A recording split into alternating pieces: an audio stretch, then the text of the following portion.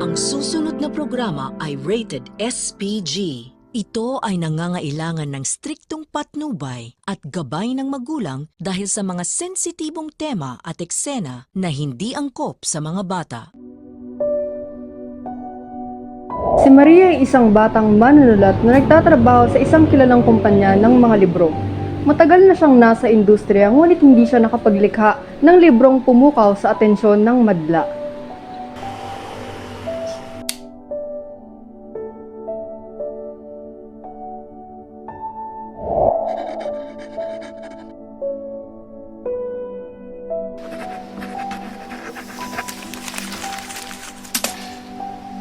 Isang araw, tinawag siya ng kanyang boss sa opisina.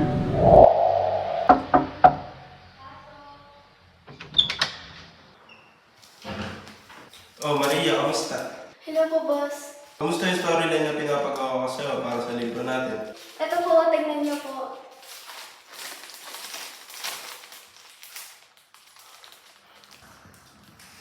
Alam mo, Maria, sayang. Ang tagal mo na sa kumpanya pero hindi pa rin nagbabago yung ginagawa mo. Sir, ginagawa ko naman po ang lahat ng aking makakaya.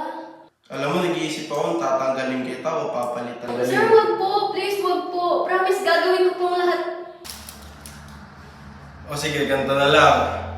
Gagawa mo ako ng libro ng kwento ni Malala Yousafzai. At kapag nagustuhan ko, pwede ka manatili dito sa kumpanya natin. Sige po, sir. Promise, gagawin ko na pong lahat ng aking makakaya. O sige, galingan mo.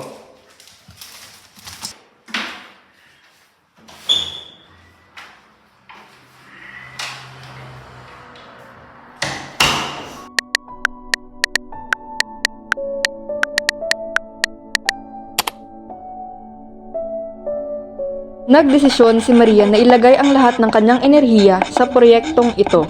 Nag-aral siya ng husto tungkol kay Malala, ang kanyang tapang, ang mga sakripisyo at ang kanyang walang kapagurang laban para sa karapatan ng mga kababaihan sa edukasyon.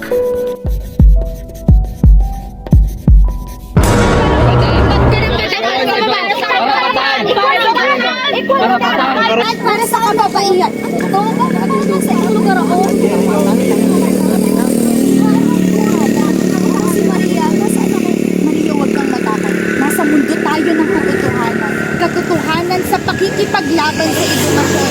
Katotohanan para maiwas ang kabangmangan. Kalayaan para sa mga kababaihan. Ikaw si Malala Yousafzai? Nakikita ko sa mga libro at mga balita. Ako nga si Malala Yousafzai. Pero hindi lamang ako si Malala Yousafzai dito. Ako ang simbolo ng kababaihang nakikipaglaban para sa edukasyon, para sa kalayaan. Ipaglaban, edukasyon para sa kababaihan. Para sa kababaihan. Edukasyon para sa kababaihan. Para sa kababaihan. Sa isang lihim na silid, mahina ang liwanag mula sa maliit na kandila. Maririnig ang bulungan ng mga babaeng tila takot na baka marinig sila.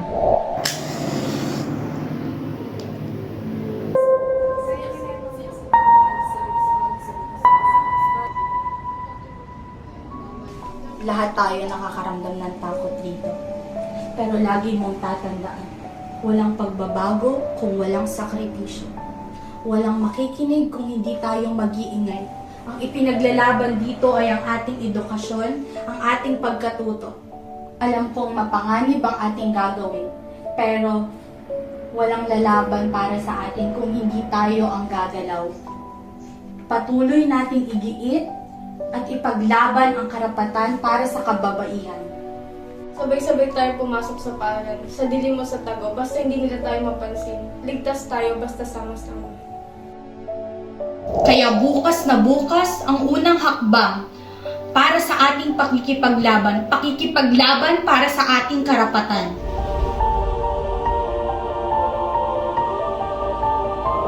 Pagkatapos ng usapan, sila ay naglakbay patungo sa paaralan.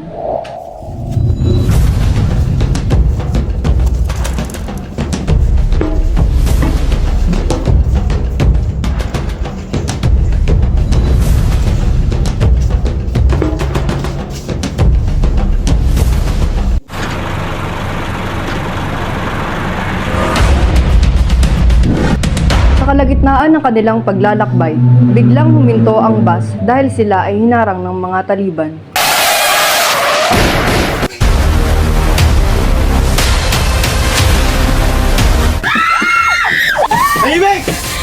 sa inyo si Malala? Sino dito ang nangangampay niya para sa edukasyon ng mga babae? Anong gagawin natin, mahal? Natakot ako. Maria, dito ka lang. Aamin ako. Malala, wag! Ayos na! Tumigil ka! Alam mo ako! Ang araw na binaril ako ay hindi naging katapusan ng aking pangarap. Ito ang naging simula ng mas masithing laban. Nang ako'y sugatan, naramdaman ko ang bigat ng takot at pang-aapi. Ngunit sa aking pagaling, mas lalong tumatag ang aking pangarap. Ang bala ay hindi nakapagpatahimik sa akin. Bagkus, ito ang nagbigay ng mas matibay na dahilan upang ipaglaban ang karapatan ng bawat babae na makapag-aral. Hindi ako bumangon sa kamatayan para lamang mabuhay. Bumangon ako upang magbigay ng buhay sa pangarap ng kababaihan. At sa bawat hamon, tayo'y lalaban, tayo'y mananalo. Once again, I am the girl, the woman, who fight for education.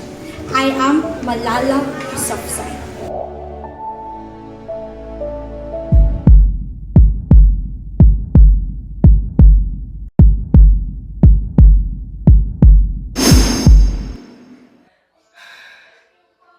Napagtanto niyang ang lahat ng iyon ay bunga lamang ng kanyang imahinasyon, isang malalim at malikhaing proseso ng kanyang pagsusulat.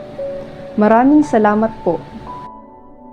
Hanggang sa muli, ito ang kwento mo, kwento ko.